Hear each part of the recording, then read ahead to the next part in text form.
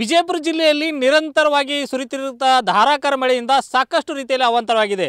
ಅದರಲ್ಲೂ ಚಡ್ಚಂಡ್ ಭಾಗದಲ್ಲಿ ಅಕ್ಷರಶಃ ರೈತರು ಈ ಮಳೆಯಿಂದಾಗಿ ನಲಿಗೆ ಹೋಗಿದ್ದಾರೆ ಅಂತ ಹೇಳ್ಬೋದು.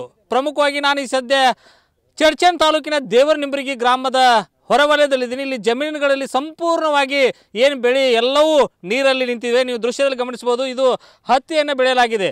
ದೇವರಿಗೆ ನಿಂಬರಗಿ ಗ್ರಾಮದ ಶಿವಶಂಕರಯ್ಯ ಹಿರೇಮಠ ಎನ್ನುವ ಒಂದು ಜಮೀನಿದು.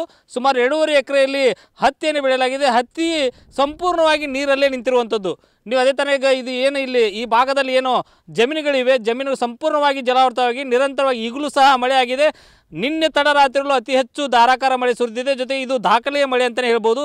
ಹೀಗಾಗಿ ಈ ಭಾಗದ ಪ್ರಮುಖ ಎಲ್ಲ ಬೆಳೆಗಳು ಜಮೀನಲ್ಲಿ ಎಲ್ಲಿ ಹೋದರೂ ನೀವು ಕಣ್ಣು ಹಾಯಿಸಿದಲ್ಲಿ ನೀರು ಬಿಟ್ಟರೆ ಮತ್ತೇನು ಕಾಣೋದಿಲ್ಲ. ಅಂಥ ಪರಿಸ್ಥಿತಿ ಇಲ್ಲಿ ನಿರ್ಮಾಣವಾಗಿದೆ.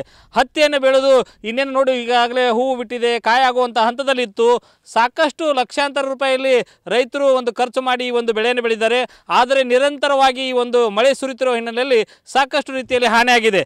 ಹಾಗಾಗಿ ಇಲ್ಲಿ ನಾವು ಚಡ್ಚಂಡ್ ತಾಲೂಕಿನ ಅದರಲ್ಲೂ ಪ್ರಮುಖವಾಗಿ ಒಂದು ಕಡೆ ಭೀಮಾ ನದಿಯಿಂದ ಪ್ರವಾಹ ಉಂಟಾಗಿ ಅಕ್ಕಪಕ್ಕದ ಜಮೀನುಗಳು ಹಾನಿ ಆದರೆ, ಇನ್ನೊಂದೆಡೆ ಜಿಲ್ಲೆಯಲ್ಲಿ ನಿರಂತರವಾಗಿ ಸುರಿತಿರುವಂಥ ಮಳೆಯಿಂದಾಗಿ ಸಾಕಷ್ಟು ರೀತಿಯಲ್ಲಿ ಹಾನಿಯಾಗಿದೆ ಅಂತ ಹೇಳ್ಬೋದು. ನನ್ನ ಜೊತೆ ಈಗ ಈ ಒಂದು ಜಮೀನಲ್ಲಿ ಕೃಷಿಯನ್ನು ಮಾಡಿ ಒಂದು ಕನಸನ್ನು ಅಂದರೆ ಬದುಕನ್ನು ಕಟ್ಟಬೇಕಂತ ಹೇಳಿ ಸಾಕಷ್ಟು ಲಕ್ಷಾಂತರ ರೂಪಾಯಿ ಖರ್ಚು ಮಾಡಿ ಹತ್ತಿಯನ್ನು ಬೆಳೆದಿದ್ದರು. ಇವತ್ತು ರೈತನ ಬಾಳು ಸಂಪೂರ್ಣವಾಗಿ ಅಂದರೆ ನೀರಲ್ಲಿ ಕಣ್ಣೀರನ್ನು ಕೈ ತೊಳೆಯುವಂಥ ಒಂದು ಪರಿಸ್ಥಿತಿ ನಿರ್ಮಾಣ. ಈ ಬಗ್ಗೆ ರೈತರು ಏನಂತ ಸರ್, ಈಗ ನೀವು ಹತ್ತಿಯನ್ನು ಬೆಳೆದಿರಿ, ಎಲ್ಲವೂ ನೀರಾಗದ, ಏನಾದ್ರು ಅಧಿಕಾರಿಗಳು ಬಂದಿದ್ದಾರ, ಏನಂತ ನೀವು ಹೇಳ್ತೀರಿ? ಈಗ ಏನು ಲಾಸ್ ಆಗಿದ್ರಿ ಸರ್, ನಮ್ಮದೆಲ್ಲ ಇದು ಮಾಡಿ ಲಾಸ್ ಆಗ್ಯದ, ಭಾಳ ಲಾಸ್ ಅದ ರೀ ಸರ್. ಇದು ಯಾವಾಗ ಮಳೆ ಆಗ್ಯದ, ಏನು ಹೆಂಗೆ ನೀರು ವರ್ಷದ?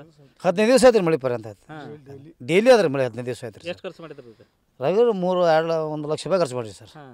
ಎಷ್ಟು ಬೆಳಿಗ್ಗೆ ಹಾನಿ ಸರ್. ಈಗ ಹತ್ತಿ ಆಗಿರ್ಬೋದು, ಗೋಂಜಾಳ ಆಗಿರ್ಬೋದು, ಕಬ್ಬು ಎಲ್ಲವೂ ಬೆಳೆಗಳು ನೀರಾಗಿ ನಿಂತಾವು. ಇಲ್ಲಿ ಎಷ್ಟು ಯಾವಾಗಿಂದ ಮಳೆ ಆಗ್ತಾ ಇದೆ, ಏನೇನಾಗಿದೆ ಪರಿಸ್ಥಿತಿ ಇಲ್ಲಿ? ನಮಗೆ ಮಳೆ ಚಾಲು ಅದ ಹಿಡಿದು ಮಳೆ ಭಾಳ ಮಳೆ ಅತಿ ಹೆಚ್ಚು ಮಳೆ ಆಗೋದು ದೇವ್ರನಿಂಬರಿಗೆಯಲ್ಲೇ ಸರ್.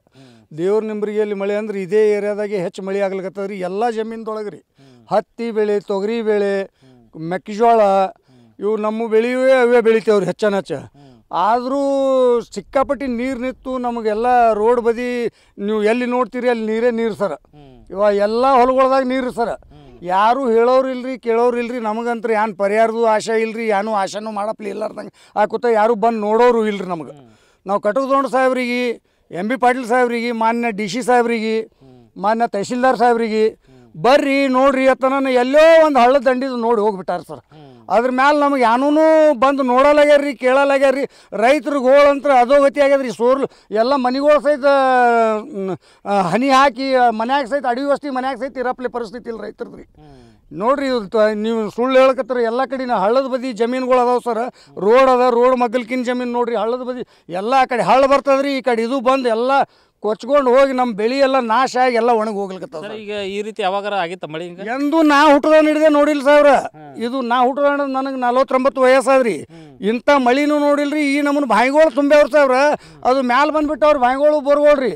ಇವು ನೀರು ನಿಂತು ಬಿಟ್ಟವ್ರಿ. 15 ದಿನ ಆಯ್ತು ರೀ ಡೈಲಿ ಮಳೆ ಸರ್. ನಮಗೆ ಡೈಲಿ ಮಳೆ ಅಂದ್ರೆ ಸಾಕು ಮಾಡಿಟ್ಟದ್ರಿ. ಅಷ್ಟು ಮಳೆ ಆಗ್ಲಿಕತ್ತದ್ರಿ. ಮತ್ತು ಇನ್ನು ನಿಸರ್ಗ ಮುಂದೆ ನಮ್ಮದು ಏನು ನಡಿಬೇಕು ಸಾವ್ರ.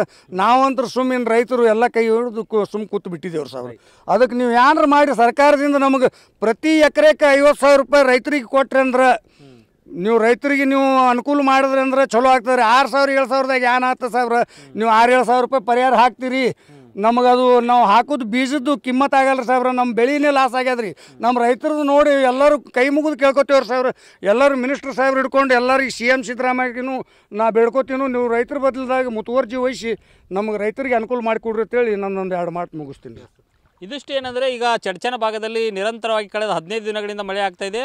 ಪ್ರತಿಯೊಂದು ಹೊಲದಲ್ಲಿರ್ತಕ್ಕಂಥ ಜಮೀನು ಏನದಾವಲ್ಲ ಬೆಳೆಗಳು ಅವೆಲ್ಲವೂ ಮೊಣಕಾಲುದ್ದ ನೀರಿನಲ್ಲಿ ನಿಂತು ಹಾಳಾಗ್ತಾ ಇದೆ. ಹಾಗಾಗಿ ಕ್ಷೇತ್ರದ ಶಾಸಕ ವಿಠಲ್ ಕಟಕದೊಂಡ ಆಗಿರ್ಬೋದು, ಜಿಲ್ಲಾ ಸಚಿವರು MB ಪಾಟೀಲ್ ಜೊತೆಗೆ ಮುಖ್ಯಮಂತ್ರಿ ಸಿದ್ದರಾಮಯ್ಯವರು ಕೂಡ ರೈತರು ಮನವಿ ಮಾಡ್ತಾ ಇದ್ದಾರೆ, ನಮಗೆ ಪರಿಹಾರ ಕೊಡಿ. ಈ ನಿರಂತರವಾಗಿ ಮಳೆಯಿಂದ ಸಾಕಷ್ಟು ರೀತಿಯಲ್ಲಿ ನಾವು ಹಾನಿಯಾಗಿದೆ, ಜೊತೆ ಮನೆಗಳು ಸೋರ್ತಾ ಇದ್ದೇವೆ, ಬದುಕು ಕಷ್ಟ ಆಗಿದೆ ಅನ್ನುವಂಥ ಮಾತುಗಳನ್ನು ಹೇಳ್ತಾ ಇದ್ದಾರೆ. ರಾಜಪ್ಪ ಬಂದಿದ್ದೀನಿ, ನ್ಯೂಸ್ ಫಸ್ಟ್ ಕನ್ನಡ, ವಿಜಯಪುರ.